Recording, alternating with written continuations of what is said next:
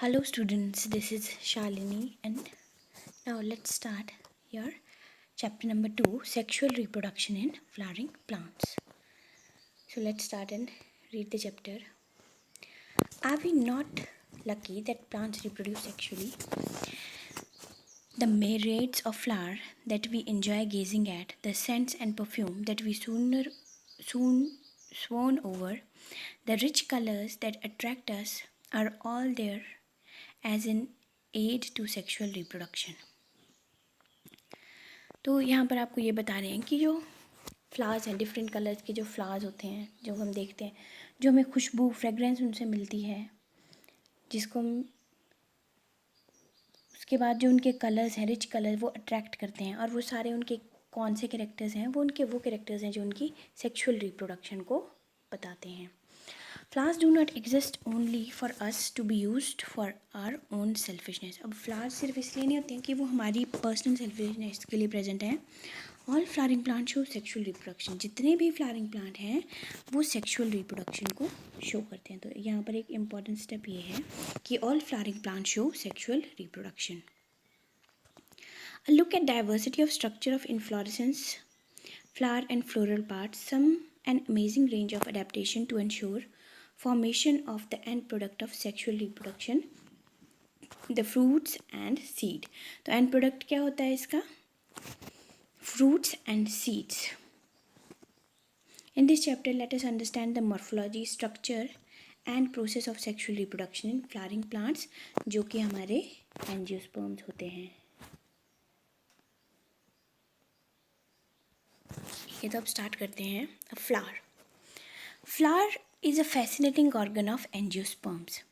Human beings have had an intimate relationship with flowers since immemorial. अब human being का flowers के साथ बहुत ही गहरा relationship है थ्रू बहुत पुराने टाइम से. Flowers are object of aesthetic, ornamental, social, religious and cultural value. So they have always been used as symbol for conveying important human feelings such as love, affection, happiness, grief and mourning. तो ये सारा हम किस लिए use करते हैं flowers को? अपनी फीलिंग्स को शो करने के लिए. तो नेक्स्ट हम देखते हैं a diagrammatic representation of a LS of a flower. LS means longitudinal section. तो यहाँ पर देखो हमें बताया है कि दिस इज स्टिग्मा. स्टिग्मा की स्टाइल प्रेजेंट होती है.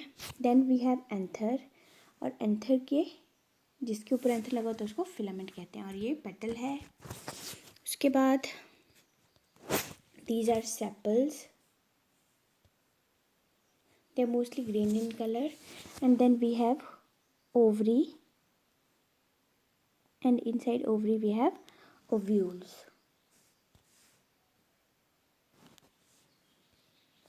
And these are nectariferous glands. So, to a biologist, flowers are morphologically and embryologically marvels and the site of reproduction. तो biologist के लिए flowers क्या होते हैं? Morphological and embryological और site of sexual reproduction. So in class 11th you have read the various parts of flower. वहाँ पर हमने पढ़ा है, और यहाँ पर हम देखेंगे pre fertilisation structure and events, कि फर्टिलाइजेशन से पहले क्या क्या स्ट्रक्चर्स बनते हैं और क्या क्या इवेंट होते हैं in case of flowers. Now much before the actual flower is seen on a plant, the decision that the plant is going to flower has taken place. अब जब एक फ्लावर लगता है प्लांट में, तो उससे पहले ही वो डिसीजन ले लिया गया होता है कि उस प्लांट में जो फ्लावर लगेगा वो कैसा होगा. Several hormonal and structural changes are initiated which lead to differentiation and further development of floral primordium. तो इसमें कौन मदद करता है? बहुत सारे हार्मोनल चेंजेस होते हैं एंड स्ट्रक्चरल चेंजेस होते हैं प्लांट्स में जो इसको एड करते हैं. Now, inflorescences are formed which bear the floral buds and then the flowers. In the flower, the male and reproductive structures, the androecium and gynoecium, differentiate and develop. So you would recollect that androecium consists of whorls of stamen, representing male reproductive organ and gynoecium represent the female reproductive organ. तो एंडोएशियम में आपका male reproductive organ आएगा and गाइनोएशियम में हमारा female reproductive organ आएगा. Next हम बढ़ते हैं स्टेमन, माइक्रोस्पोरेंजियम एंड पोलन ग्रेन्स के बारे में. So figure 2.2a shows the two parts of typical stamen, the long and cylinder stalk called filament and terminal generally bilobed structure called anther. तो this is your anther जो bilobed है and this portion is your stalk. So the proximal end of filament is attached to a thalamus or a petal of a flower. तो proximal end से कहाँ से किसको जुड़ा होता है? Thalamus or petal of a flower. The number and length of stamen are variable in flowers of different species. तो इनका number और इनकी length depend करेगी flower की species पर. If you were to collect the stamen each from 10 flowers and arrange them on a slide, you would be able to appreciate the larger variation in size seen in nature. अगर आप collect करोगे स्टेमन को different 10 flower से और arrange करोगे उनको slide में तो आप देखोगे कि उनकी साइज़ में बहुत ज़्यादा वेरिएशन है.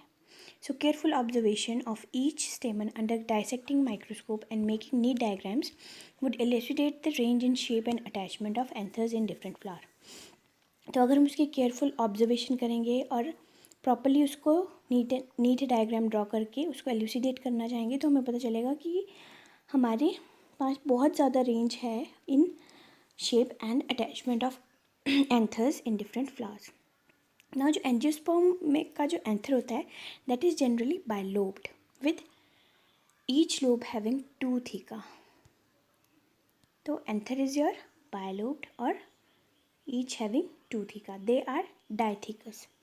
Often a longitudinal groove run lengthwise separating the theca. और बीच में एक groove pass on होता है जो separate करता है दोनों थीका को. Let us understand the various types of tissue and their organization in transverse section of anther. So इसको चेक करते हैं पहले. ये हमारा एंथर का डायग्राम है. एंथर के बीच में ये पोलन ग्रेन्स हैं जो कि पोलन सैक्स में प्रेजेंट होते हैं and these are line of dehiscence. Next the bilobe nature of anther is very distinct in transverse section of the anther. The anther is a four-sided structure consisting of microsporangia located at the corners, 2 in each lobe. अब जो anther होता है उसके structure में क्या है इसको understand करना इंपॉर्टेंट है कि the anther is 4 sided. 4 sides होती हैं उसमें. टेट्रागनल होगा जिसमें आपके 4 माइक्रोस्पोरेंजिया होंगे जो कॉर्नर्स में प्रेजेंट होते हैं. 2 in each लोब. हर एक लोब में 2 प्रेजेंट होंगे. The microsporangia develop further and become pollen sacs. और माइक्रोस्पोरेंजिया क्या बनाते हैं पोलन सैक्स को. तो यानी कि माइक्रोस्पोरेंजिया पोलन सैक हमारे किससे बनते हैं पोलन सैक से. They extend longitudinally all through the length of an anther and are packed with pollen grains. और वो किसके साथ पैक्ड होते हैं विथ पोलन ग्रेन्स. नेक्स्ट है हमारा structure of microsporangium. So in transverse section a typical microsporangium appear near circular in outline. वो कैसा अपीयर होता है हमें सर्कुलर दिखता है. It is generally surrounded by 4 wall layers. तो जो लेयर्स होती हैं माइक्रोस्पोरेंजियम की वो कौन सी हैं epidermis, endothecium, middle layers and टेप्टम. और इन 4 का अलग अलग फंक्शन होता है. तो ये सारी आपको याद करनी इम्पॉर्टेंट है. The outer 3 wall layer perform the function of protection. जो पहले की 3 है उनका क्या काम है इन प्रोटेक्शन में and help in dehiscence of anther to release pollen.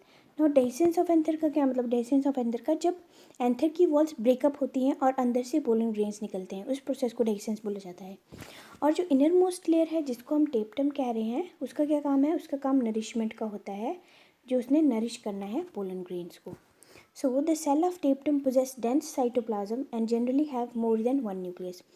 तो जो टेप्टम का सेल्स है वहाँ पर डेंस बहुत थिक साइटोप्लाज्म होता है और they have more than one nucleus. So when the anther is young, a group of compactly arranged homogeneous cells called sporogenous tissue occupies the microsporangium. जब एंथर आपका यंग होता है तो स्पोरोजिनस टिश्यूज क्या करते हैं, ऑक्यूपाई करते हैं माइक्रोस्पोरेंजियम को. Next is microsporogenesis. Microsporogenesis means pollen grains का फॉर्म होना through anther. As the anther develop, the cells of sporogenous tissue undergo meiotic division to form microspore tetrads. अब क्या होता है, जैसे ही एंथर डेवलप होता है वैसे ही जो ये हमने स्पोरोजेनस टिश्यू पढ़े थे इनमें क्या होगा, आपका मियोटिक डिवीजन होगी जो क्या फॉर्म करती है माइक्रोस्पोर टेट्राड्स. अब जो मियोटिक डिवीजन होती है वो हमारी रिडक्शनल डिवीजन होती है. आपको याद होगा that is your reductional division. तो वो क्या फॉर्म करेगी, माइक्रोस्पोर टेट्राड्स को फॉर्म करती है. आइए देखते हैं हम कैसे करती है. As each cell of sporogenous tissue is capable of giving rise to microspore tetrad, each one is potential pollen और microspore mother cell. तो हर एक स्पोरोजेनस टिश्यू क्या है, एक पोलन माइक्रोस्पोर मदर सेल. उसको पीएमसी कहते हैं, pollen microspore mother cell. The process of formation of microspore from pollen mother cell is called microsporogenesis. और इस प्रोसेस को क्या कहा जाता है, माइक्रोस्पोरोजेनेसिस. आपको यहाँ पर याद क्या रखना है कि ये प्रोसेस मियोसिस के थ्रू हो रहा है और कौन से टिश्यूज इसमें हेल्प कर रहे हैं, हमारे स्पोरोजेनस टिश्यूज हेल्प कर रहे हैं जो हमने अभी ऊपर पढ़ा था. और मेन जो सेल है जिसमें होगा उसको क्या कहते हैं, माइक्रोस्पोर मदर सेल या पोलन मदर सेल्स. नाउ अब नेक्स्ट देखते हैं. The microspore as they are formed are arranged in a cluster of 4 cells. अभी जो माइक्रोस्पोर बनते हैं ये 4 सेल्स के क्लस्टर में जुड़ जाते हैं आपस में. द माइक्रोस्पोर टेट्राड और क्या फॉर्म करते हैं, microspore tetrad. As the anther mature and dehydrate the microspore dissociate from each other and develop into pollen grain. जैसे ही एंथर मैच्योर होता है और डिहाइड्रेट मीन्स जो वाटर कंटेंट है उसमें कम होने लगता है, तो जो माइक्रोस्पोर हैं वो डिसोशिएट करेंगे, एक दूसरे से अलग हो जाएंगे और वो क्या फॉर्म कर देंगे, वो बना देंगे हमारे पोलन ग्रेन्स को. तो inside each microsporangium several thousand of microspores और pollen grains are formed that are released with dehiscence of anther. जैसे ही एंथर की वॉल ब्रेकअप होंगी वो सारे के सारे पोलन ग्रेन्स बाहर आ जाएंगे. तो यहाँ पर फिगर में देखते हैं हम फर्स्ट वन, ये है हमारा एंथर का स्ट्रक्चर. अब एंथर में देखो आपके जो लेयर्स होती हैं, जो हमने लेयर्स पढ़ी हैं अभी 4 लेयर्स होंगी, that is epidermis, then endothecium, then we have middle layers. उसके बाद this is your sporogenous tissue and ये है हमारा टेप्टम. और टेप्टम का काम क्या होता है, वो नरिशमेंट देता है किसको जी, जो हमारे पोलन ग्रेन्स होते हैं उनको. तो इसका ही यहाँ पर इनलार्ज्ड वर्जन करके दिखाया है, दिस वन. जो बाहर की लेयर है that is your epidermis, then endothecium, उसके बाद मिडल लेयर्स, उसके बाद these are your MMCs microspore mother cells, और ये टेप्टम की लेयर है. तो ये हमें एंथर के बारे में पता चल गया. अब नेक्स्ट हम देखते हैं ये जो सी फिगर में बताया गया है, दीज आर पोलन ग्रेन्स जो कि डेhiscensed एंथर से बाहर निकलेंगे. डेhiscence मीन जिसकी वॉल रप्चर हो चुकी है. सो ये हमारा एंथर का स्ट्रक्चर था. अब नेक्स्ट हम रीड करते हैं पोलन ग्रेन को. The pollen grain represent the mail gametophyte. अब पोलन ग्रेन क्या है जी, हमारे मेल गेमेटोफाइट हैं pollen grain. If you touch the open anther of hibiscus or any other flower, you would find a deposition of yellowish powdery pollen grain on your finger. अब अगर आप open anther touch करते हो, किसी hibiscus की करते हो या किसी और फ्लावर के टच करते हो, तो आपको अपने फिंगर पर येलोइश पाउडरी सा मटेरियल दिखता है. So sprinkle these grains on a drop of water. जब आप उसको स्प्रिंकल करोगे ड्रॉप ऑफ वाटर में और ग्लास साइड में ऑब्जर्व करोगे तो हम क्या देखेंगे कि जो you will realize to be amazed a variety of architecture, size, shape, color, design seen on pollen grains from different species. तो हमें different sort of pollen grains दिखेंगे माइक्रोस्कोप के अंदर. अब जैसे यहाँ पर बताया है फिगर 2.4 में scanning electron microscope of few pollen grains. ये सारे पोलन ग्रेन्स के स्ट्रक्चर हैं.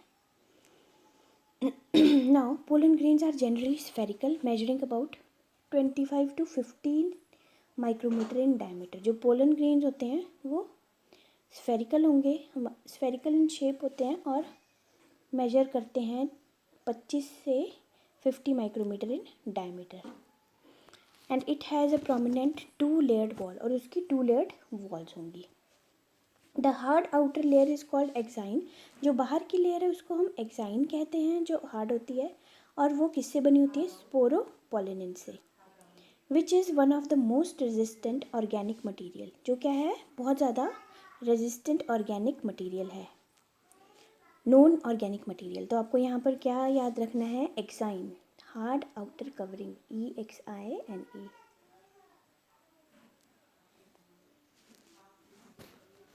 जो एक्साइन है. So it can withstand high temperature and strong acids and alkali. तो आपको जो एक्साइन है वो हाई टेम्परेचर को भी झेल लेता है, स्ट्रॉन्ग एसिड्स को भी एंड एल्कली को भी. No enzyme that degrades sporopollenin is so far known. और कोई भी एंजाइम अभी तक ऐसा नहीं पाया गया है जो स्पोरोपोलिनिन को ब्रेक कर सकता है. So pollen grain exine has prominent aperture, जिसको जर्म पोर कहा जाता है. पोलन ग्रेन एक्साइन के पास क्या होता है? आपका प्रोमिनेंट अपर्चर होता है, जिसको जर्म पोर कहते हैं. Whereas sporopollenin is absent. जहाँ पर स्पोरोपोलिनिन क्या होगा? एब्सेंट होगा. So pollen grains are well preserved as fossil because of presence of these sporopollenin. और इसी वजह से, स्पोरोपोलिनिन की वजह से वो काफ़ी टाइम तक प्रिजर्व्ड भी रहते हैं. The exine exhibit a fascinating array of pattern and designs. So why do you think the exine should be hard? तो आप क्यों सोचते हैं कि एक्साइन को हार्ड होना है? And what is the function of germ pore? The inner wall of pollen grain is called entine. जो अंदर की वॉल होती है पोलन ग्रेन की, वो किससे बनी होती है जी? एंटाइन से. तो अगेन ये इंपॉर्टेंट है. It is thin cutinous layer made up of cellulose and pectin. ये किससे बनी है? सेलुलोज एंड पैक्टिन से. The cytoplasm of pollen grain is surrounded by a plasma membrane. जो साइटोप्लाज्म होगा पोलन ग्रेन का, वो किससे सराउंडेड होता है? वो सराउंड होता है हमारी प्लाज्मा मेम्ब्रेन से. When the pollen grain is mature it contain 2 cell. जब पोलन ग्रेन हमारा मैच्योर होता है तो उसके पास 2 सेल्स होते हैं. एक तो वेजिटेटिव सेल होगा और दूसरा जनरेटिव सेल होगा. अब जो वेजिटेटिव सेल है वो बिगर इन साइज होगा and it has abundant food reserve material than generative cell. The vegetative cell is bigger, has abundant food reserve and large irregularly shaped nucleus. जिसका क्या होगा? irregularly and large shaped nucleus होगा. ठीक है. और जो दूसरा होता है हमारा, that is your generative cell, वो होगा small and वो float करेगा in cytoplasm of vegetative cell. It is spindle shaped with dense cytoplasm. वो कैसा होता है? spindle shaped होता है और उसका cytoplasm कैसा होता है? dense होता है. In over 60% of angiosperm, pollen grains are shed at this 2 cell stage. तो मोस्टली आपके जो एंजियोस्पर्म्स है, फ्लावरिंग प्लांट्स हैं, उनके केस में जो पोलन ग्रेन्स हैं वो 2 सेल स्टेज पर ही क्या होता है? शेड कर जाते हैं. 2 सेल स्टेज कौन सी है? एक वेजिटेटिव सेल और generative cell. In the remaining species the generative cell divide mitotically to give rise to 2 male gamete before pollen grains are shed. और कुछ केसेस में क्या होता है? कुछ स्पीसीज़ में जनरेटिव सेल क्या करेंगे? डिवाइड करेंगे माइटोटिकली. वो माइटोटिकली डिवाइड करेंगे और वो किसको राइज करेंगे? 2 मेल गैमीट्स को before pollen grains are shed. 2 male gametes को, जिससे कि पहले पोलन ग्रेन्स शेड हो जाए. और वो हमारी 3 सेल स्टेज होगी.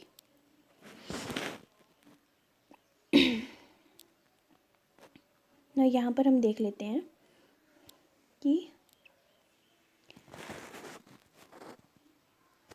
ये हमारा फिगर ए में बताया है, ये हमारा पोलन ग्रेन जो टेट्राड फॉर्म होता है वो है टेट्राड 4. ठीक है. इस तरह से अरेंज होता है ये. ना उसके बाद stages of microspore maturing into pollen grain. अब ये हमारा माइक्रोस्पोर मदर सेल है, दिस वन. MMC या इसको PMC भी बोलते हैं, पोलन ग्रेन मदर सेल्स। अब यहाँ पर वैक्यूल्स डेवलप हो रहे हैं एंड न्यूक्लियस। उसके बाद एसिमेट्रिक स्पिंडल फॉर्म हुआ,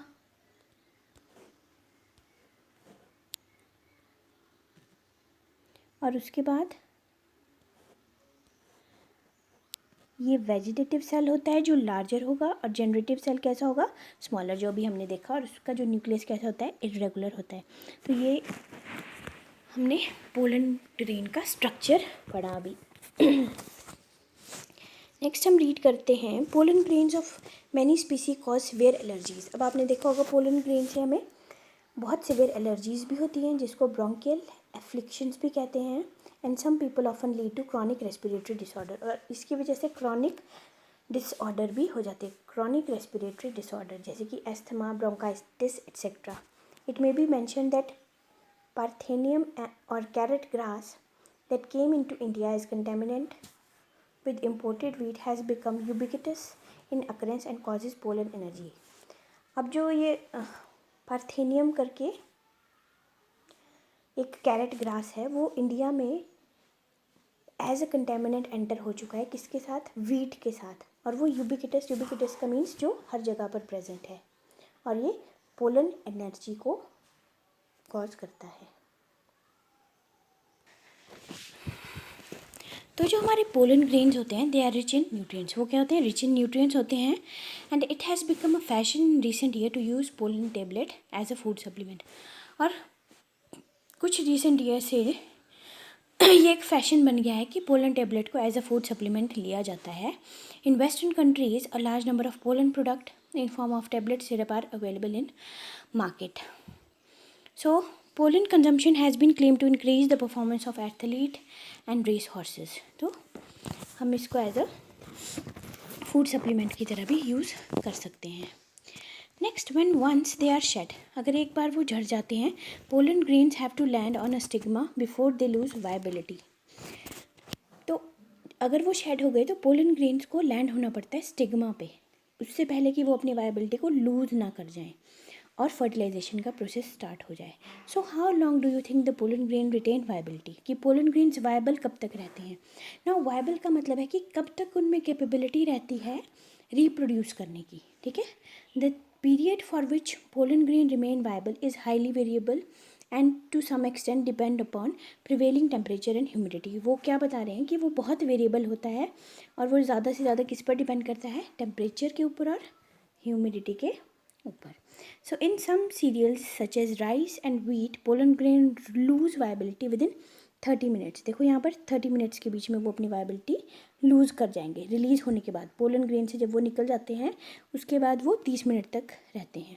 and in some member of Rosaceae, Leguminosae, Solanaceae they maintain viability for months. वो महीनों के लिए वायबल रहते हैं।